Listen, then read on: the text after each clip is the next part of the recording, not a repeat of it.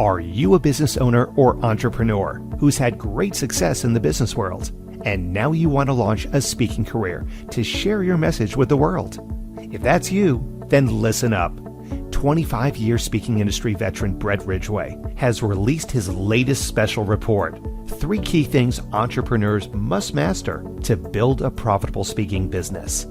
To pick up your copy, go to brettridgway.com/freebie. Welcome to the Spotlight on Speaking show with Brett Ridgway, where you'll learn the keys to building a profitable speaking business from speaking industry pros. Each week, we interview a great guest who will share his or her speaking journey, identify what their keys to success have been, and highlight some critical mistakes they've made along the way that you'll want to avoid. Be sure to visit our website at spotlightonspeaking.com. And while you're there, subscribe to us via your favorite network. Now, sit back, tune in, and get ready to meet this week's guest. Hello again, everyone, and welcome to another episode of the Spotlight on Speaking show with Brett Ridgway. I am your host, and I'm excited to have as my guest today, Richard Rosser.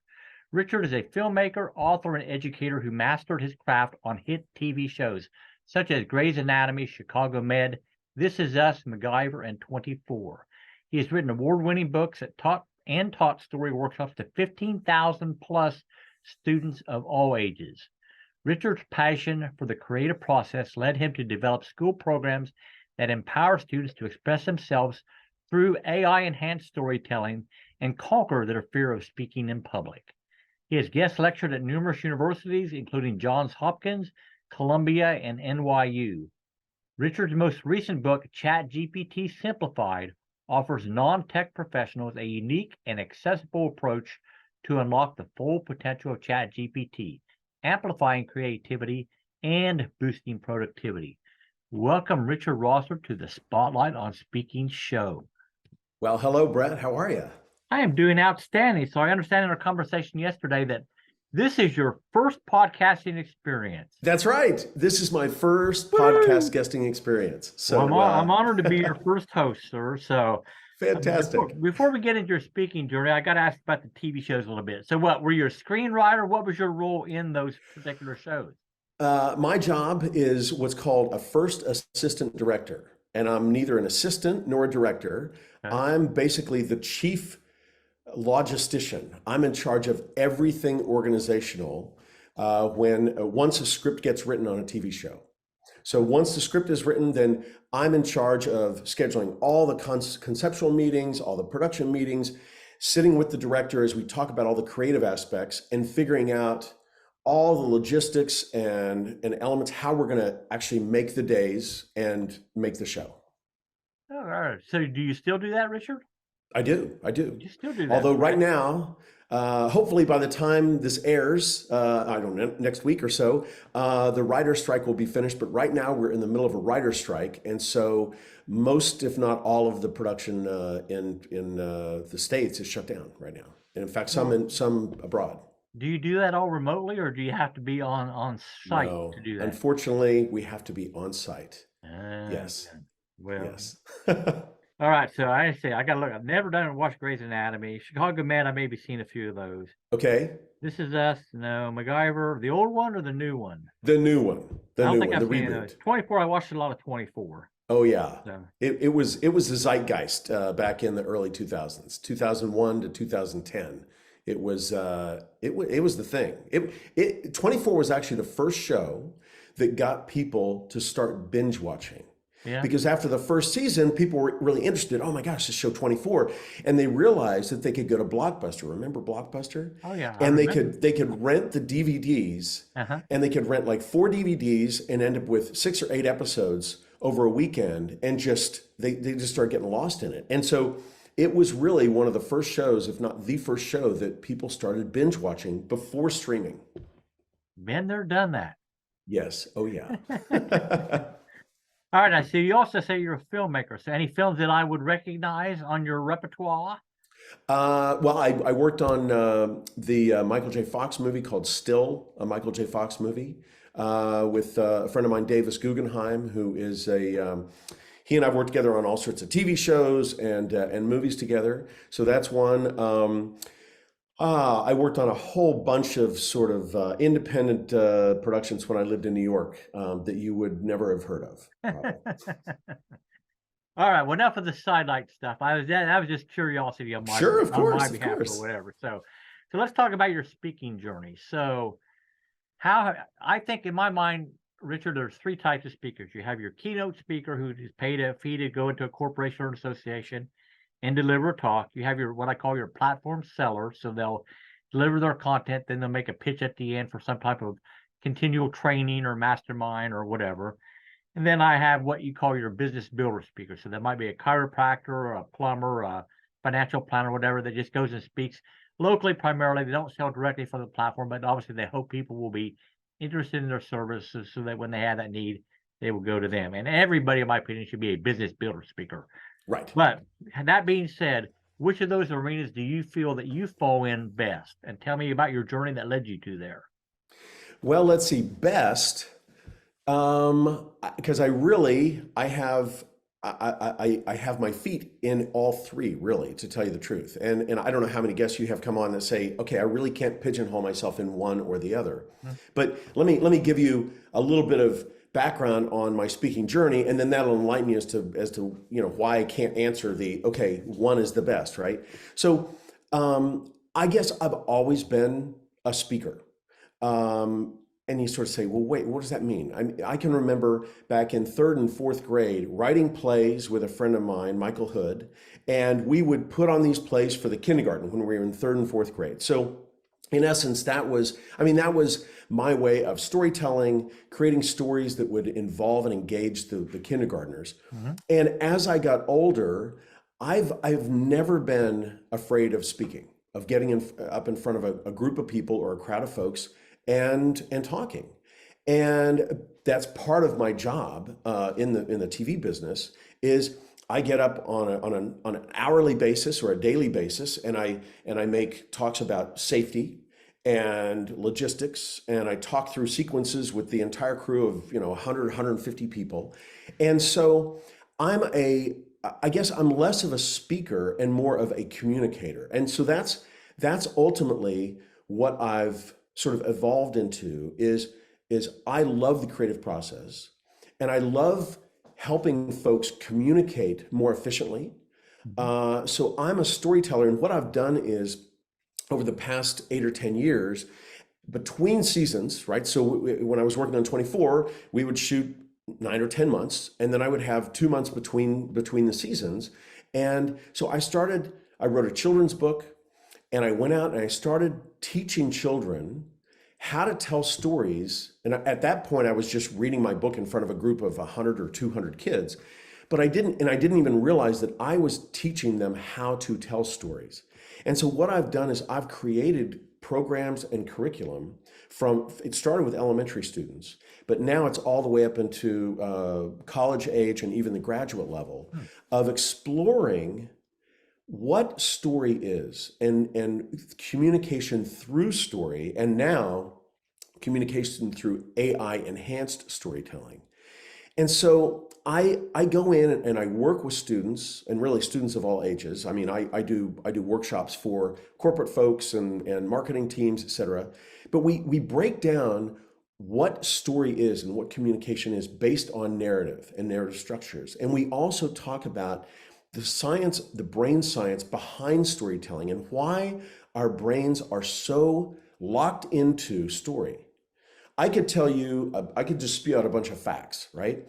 And you might remember a few of them. But if I tell you a story that summarizes those facts or encapsulates those facts, then you're going to remember that and take that with you, because our brains from caveman days have been wired to look at and identify everything through story. And so my speaking journey has evolved from going out and doing assemblies for over 15,000 students to now I do workshops in communication through story and through AI enhanced storytelling. And we figure out how to use ChatGPT and Bard and all the new, all the generative AI to heighten story, to amplify story, to help create emotion in stories that we're telling, whether we're pitching a project or managing a team or speaking in front of a group of people. Well, obviously, storytelling is very important for public speakers, whether they're keynoters, platform sellers, business builders, whatever. And we'll get into the AI aspect of this a little bit later. But in general terms, Richard, what makes for a good story for public speakers? Two words: connection and emotion. If you have a story that connects to your audience, and you know, thinking about speakers, you need to know your audience. I mean, you need to do some homework and figure out who your audience is before you go in, because you may have a specific speech or talk that you do, but you want to tailor that to the audience that you're speaking with. And so what you're looking to do is connect with those folks. I mean, there are all sorts of tips and tricks about making eye contact with as many people as you can and varying the timbre of your voice and the pitch of your voice to draw folks in. I mean, there are all sorts of tips like that you know, we could spend an hour talking about. But basically everything that we would talk about with those tips and tricks is in the service of connecting emotionally with your audience, right? And so a story can be, whether it's a joke or it's a story about overcoming some sort of a challenge in the workplace, it serves as a foundation to connect with the audience and then talk about the effects of that and what happened in that story. And that's where really effective speakers come to life. So I got to ask you a question. So you talk about the need to do your homework before speaking engagement to make sure you're as on target as possible for the audience. Any tips on how you find out those audience demographics or who's in the crowd or whatever so that you can craft a better speech? Oh, absolutely. I mean, first of all, how did you get the speaking gig, right? The first thing I always do is I talk to the person who booked me and I say, hey, what information would I want to know before I walk into the room with these folks that will help me talk about their needs and talk about what they are looking for from my talk, right? And so, for instance, in my case, I'm talking about storytelling, or I'm talking about communication through story. And so if I'm going in to talk to you know, the California Association of Librarians, my discussion or talk or speech is going to be different than if I'm going in and talking to a team of marketers or an association of marketers. And so it helps to know what the departure point is for the audience. And then I'd go on. I mean, now I know we'll talk about AI later, but now I would go on to ChatGPT or Bard or, you know, any of the generative AI, or the internet, and just start researching. Okay, what is this group? You know, if the group is an actual formal conference or some sort of a group or affiliation, then I would go in, I'd look at their website, I'd get a sense of what they're about. What do they talk about on their website? What kind of stories do they already have and already put out there for their audience? Because what I'm trying to do is find common ground between me and my speech, my story, the way I communicate, and the way that the folks in the audience communicate and what they're looking to solve. Because ultimately, everyone in the audience has an issue, and this isn't a negative thing, but they have an issue, a challenge, a problem that they're looking to solve, and that's why they're there. And so I'm trying to figure out how I can tap into the knowledge or experience of what they're doing and what their needs are before I even step in the room. So obviously storytelling, critically important. Number two, doing your homework ahead of time to make sure you're as on target as possible for the audience. Very important. What are a couple other things that you think are critical keys to success for any speaker? Practice. I think you know, the old joke about, you know, the guy's walking along and he's lost and he's in New York City and he's supposed to be at a show at Carnegie Hall, and he stops a guy and says, hey, do you know how to get to Carnegie Hall? And the guy says, yeah. practice, practice, practice, right? I mean, this sort of stupid old, I mean, that joke's as old as the hills, but it illustrates a point, right? Which is you can't expect to get up in front of a crowd of 200, 300, 400 people without having practiced. And that practice is on many levels, right? At its very foundation, you want to practice what you're going to talk about. If you're going to tell a story, you don't want to get up there and just riff on it. You want to have thought about the beats of that story. And you want to have thought about how that story can and will connect with your audience, and how that story can illustrate a point that they're looking to solve, a challenge or an issue. And so the practice of that one simple facet, just telling that one story in your speech, is really important. But then there's also practice in terms of just getting up in front of groups of folks, right? I mean, I go out and I talk to all sorts of folks. I mean, I go to Optimus clubs, and I go to schools, and I talk to administrators, and I talk to faculty, and I talk to students, and so I'm always paying attention to the reaction to what I'm saying. And so let's step back a second. My wife and I just watched Jerry Seinfeld. He just did a special. I don't know how new it is, but he did a special where he went back to one of his comedy clubs in New York where he got his start, and he did an hour-long comedy special with the jokes that he started off with there. I mean, he told the first 2 jokes he ever wrote and told, right? And I guarantee you, Jerry Seinfeld didn't just walk up on the stage and tell those 2 jokes after 20, 30, 40 years after he first told them on the stage. He practiced them, he pulled them out, he went through them again. And same thing with all comedians or all performers, they practice. Comedians are known for going up on stage with 10 minutes of material, and then at the end, they go through, they tape it and they listen and they go, okay, this was funny, that sucked, right? So I ended up with a minute and a half of gold, Jerry, like Vanya used to say in the series. And so they'll perform 10 minutes and end up with a minute and a half, maybe 2 minutes, right? And then the next night or the next week, they'll perform another 10 or 15 minutes and end up with 2 more minutes. And so how long does it take a comedian like Jerry Seinfeld to put an hour and a half or 2 hour special for HBO together or Netflix or whatever it is? It takes them a while, right? And by the time they're in front of an audience at the Beacon Theater or the Apollo Theater, wherever, they have honed their material. They know it, and they are the performers who can make it seem fresh.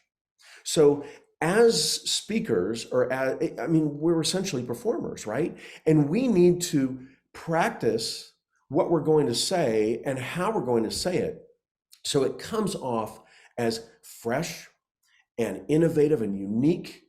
And if you get up there and you just sort of ramble about something, the audience is going, wow, what is this person's deal? They don't seem to be talking to us, they seem to be talking at us, not with us, or and I love to get an audience involved, right? I mean, everyone who's watching this, who's ever given a speech, there's a magical moment when your audience starts to lean forward in their seats and they're really paying attention, and everything else just sort of falls away, right? I just had a little shiver go down my spine, because that's the moment you're looking to create. And if we go back to storytelling and the brain science behind storytelling, there's a concept, Brett, called narrative transport. Are you familiar with that concept? A little bit, but not in any kind of detail. Okay. Narrative transport is the magic of storytelling. Whether it's an oral story, or it's a movie or a book, what happens is narrative transport is if you're reading a book and you're just so, Harry Potter or Pillars of the Earth, one of my favorite books, you are just so locked in, everything falls away. The oven's beeping and your pizza's burning because you're just sucked into this book, right? And that's the magical moment. That's the concept, narrative transport, that we're all trying to attain or reach when we're giving a speech or talking or a workshop with folks, is getting them to the point where they're not thinking about, I need to check my messages, or, there's a lawnmower outside and that's distracting. when you've got everyone in the pod with you, either with your speech or your story, all that falls away. And that's the magic moment that we're all trying to get to. So everything, again, is in service of connecting with the audience through emotion and story techniques, etc. So how do you measure the success of a speech in your mind? Now, is it just when you get that feeling you know you've been successful? Is there some other parameter that you gauge the success or unsuccess of a particular speech? Well, I guess there's a couple of ways. Number one, you're right, is when you're talking to folks, if you feel that everything's falling away and you're just right there in the room with everyone and they're locked into what you're saying, it's sort of like being in the zone, if you want to call it that as an athlete. But I think the overall measure of success is the response. And if you have people come up and say, "Oh, great speech," or "Great talk," or "Great," that's one thing. But if you have someone come up and you can tell these people, right, when after you've finished a speech, they are people that you have absolutely connected with. Mm-hmm. They come up and they give you a little anecdote, right? They tell you a story. And sometimes you end up with folks who go on a little bit too long and you're like, all right, you've got other people to talk to, right? We've all been there. But when someone comes up and there's a connection there beyond what you said, what you said tapped into something in their life that is a major force or a major event, or it can be a tragedy, but it can also be a major success, right? And they approach you, and there's a posture there of sort of like they're so excited to come up and just tell you, you made my day. And that can be as simple as that, or it can be, you have no idea. You have no idea what your talk or what your speech just did. My life. You showed me a new door, a new portal, a new way of thinking about something. And so, for me, that's really I had. This is sort of a ridiculous version of it, but I had a second grader at one point. I'd done this presentation, everything, and of my book, and she came up afterwards. And she had this little black plastic monkey, right? And it was like a little animal toy. And she says, "Here." And I said, what is that? And she said, "Oh, it's my little monkey." And I said, "Oh, okay, great. I love that. And she said, "No, I want you to have it." And she gave me her little plastic monkey animal toy, right? And to me, that transcended. Right. So if you have in a grown up, it would be they come up and they almost can't talk. They just say, you have no idea what you just opened up in me. Right. And that to me is success. So the first question I have then is, do you still have that little plastic monkey toy? Yes, I do. All right. Well, I would hope so. I mean, that would be something I think you would treasure forever. Yes, I do. The other thing I was going to say, you're talking about some people go on and on and on. I can't believe how many Zoom calls I've sat on or whatever, training and sat. And beneath the screen, I'm going, come on. Mm-hmm. And you got to watch your face. So. Well, so Brett, you bring up a very interesting point. And that is that whatever you're trying to communicate, you have to have a point. And you have to have thought of that point before you give your speech or your talk. And specifically when it comes to storytelling, we all know people that, they tell a story about, "Oh my gosh, what happened yesterday? Oh, I went to the grocery store and they were out of tortillas, or they were out of, what, and I went and I had to go to another store, and they sort of ramble on for about 10 or 15, 20 minutes. And you get back and you're sort of like, okay, well, did you fix dinner? No, we had pizza, and you're sort of like, okay, what was the point of that entire story? And so it's important to think about what point you're trying to make with a story. I'm working with a career tech school. I grew up in Oklahoma, and I'm working with a career tech school to put together a program for storytelling for trainers. And this came out of my workshops in just general storytelling at this school. And the guy who's head of the workforce economic development team said to me, you know what? I would love to enlist your storytelling approach for trainers, because we get one of two comments.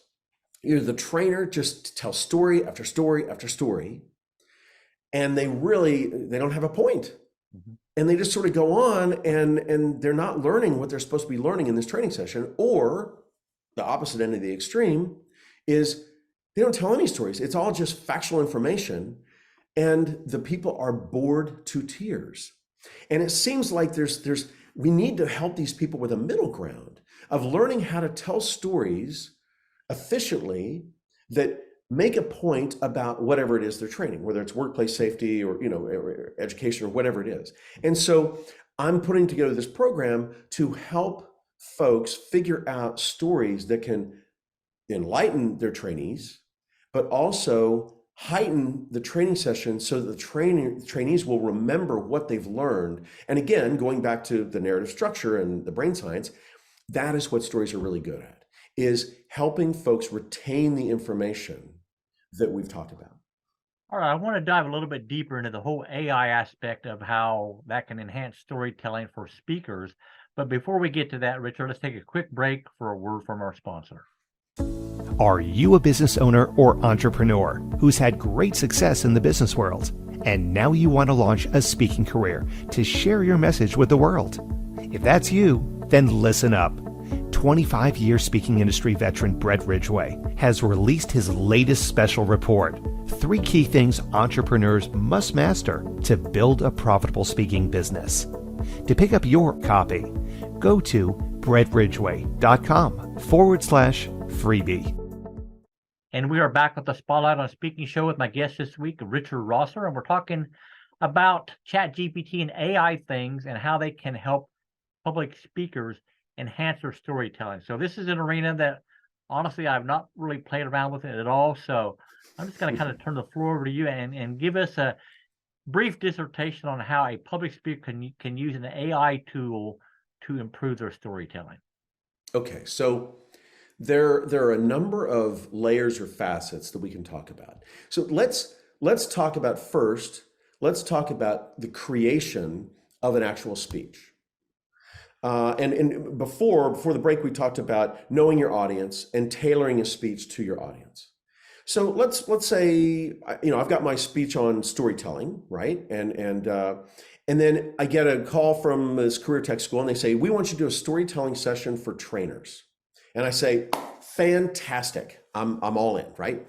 And then I get off the call and I say, wait a second, I don't know anything about trainers and training sessions.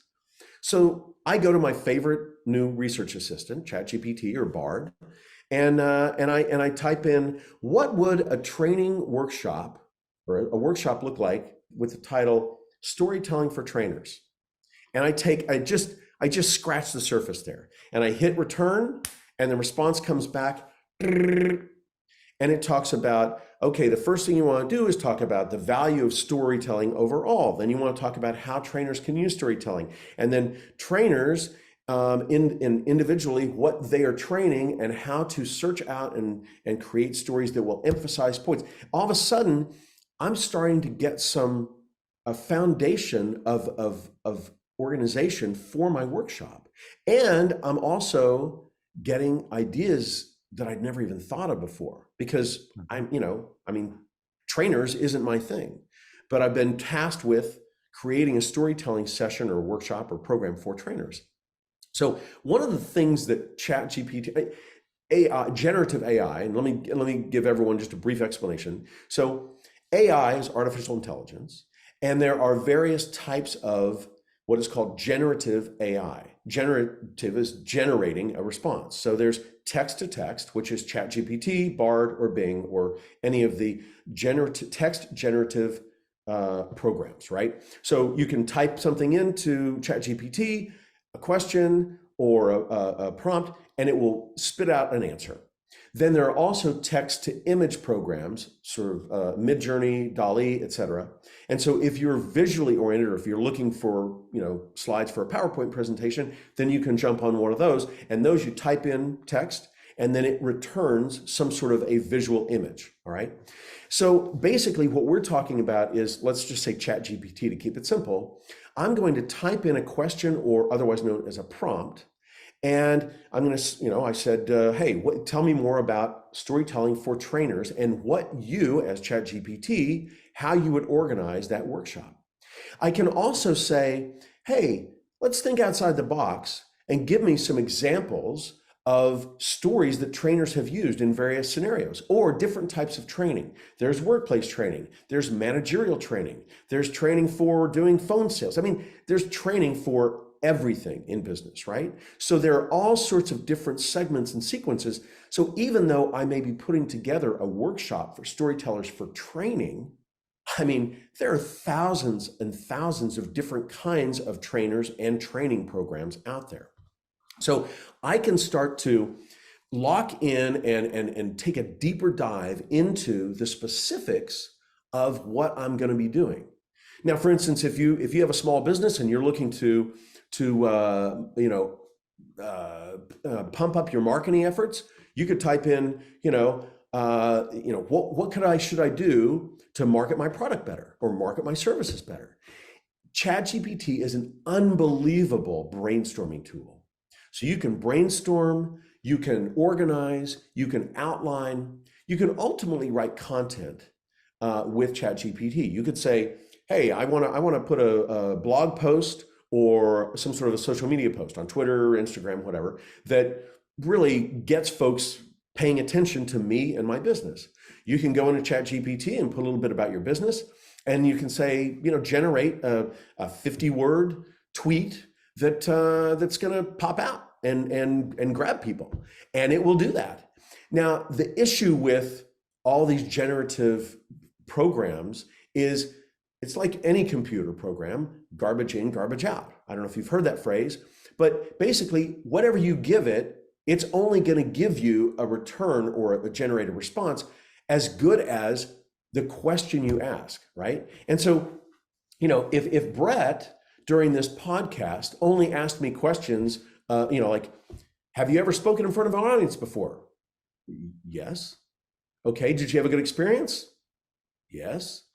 If Brett only asks me questions that elicit a yes or no response, I'm telling you, Brett, you'd be losing all your viewers, right? Because it's a boring interview. I mean, Brett's questions elicit a response that is an exploration. It's a discovery of whatever his question was, right? So the same thing with ChatGPT questions or prompts. You want to dive in. You want to explore things, and you can dive deeper and deeper and deeper as you start to explore whatever topic you're questioning ChatGPT about.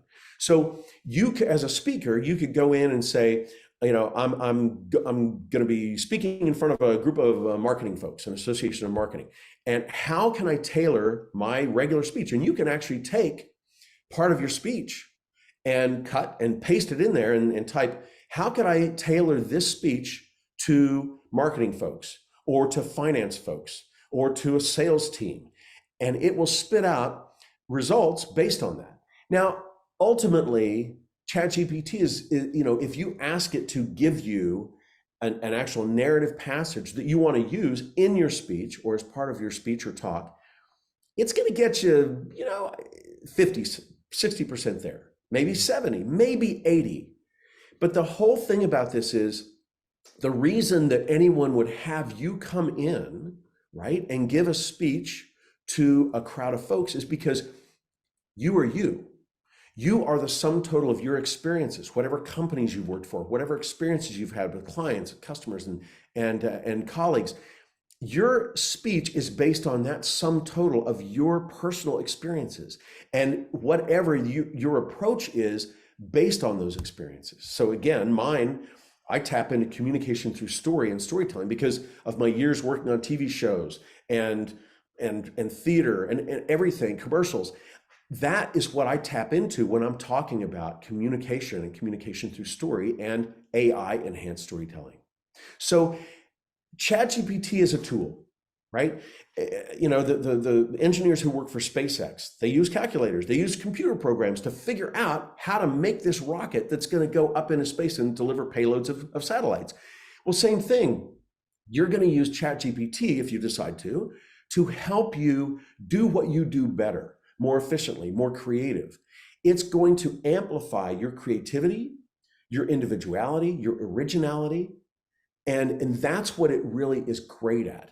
Now, if you expect to go in and type, write a speech for me for this upcoming event, and just spit it out and walk in front of the crowd and give that speech, it's not going to be successful because it's not going to have your inherent experience baked into that, right?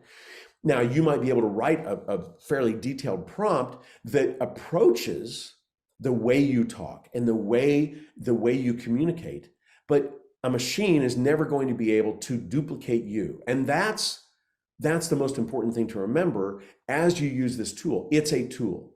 And so you can use it to brainstorm and organize and all that. But ultimately, you have to take the information that you glean from the generated output, and you have to take that and synthesize that into your individual approach. So to the people who are uninitiated into the world of AI, ChatGPT, free tool, paid tool? Free tool. They're, again, like anything, you know, they get you in the door with a free tool. And then, so ChatGPT, if you search, you know, Google, whatever your favorite search engine is, you know, how do I join ChatGPT? It'll take you right to their site. You can join for free. Now, there are levels of the engine that runs it, right? I mean, it's like anything. It's like a car. You know, you could have a 1.5 liter engine, or you can have a 2.5 liter engine. Which is better? Well, if you're looking for fuel economy, the 1.5. If you're looking for speed, the 2.5. So it's like anything. ChatGPT right now, the free version runs on GPT-3, and the paid version, which is $20 a month, runs on GPT-4. So GPT is the actual engine that runs the chat model, ChatGPT. So you can jump on, and same thing with Bard. You can jump on Bard. As you start to play around with them, it's like anything, you know, it's like a search engine. It's like a software program. You're going to find things with ChatGPT that you really like. Maybe there's a couple you don't like, the way it outputs information or the way it organizes things.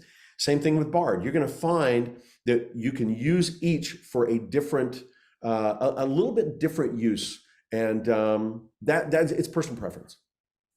All right. So as we wind down to our time together here, Richard, if people wish to get involved in your world, where should they go, and how do they get a hold of your book if they'd like to get a hold of your book? The easiest way to get a hold of me and my book is to go to aiexplained.ai. That's aiexplained.ai.